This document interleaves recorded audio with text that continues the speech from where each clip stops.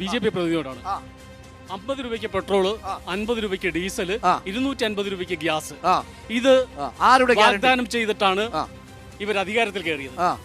ഇനിയും ഇത് തന്നെയാണോ ഇവര് വാഗ്ദാനം പറയുന്നത്? സാധനങ്ങളുടെ വില കൂടി, ഡിപ്രീസിയേഷൻ വന്നു, മൂല്യം സ്വാഭാവികമായി കൂടൂലേ?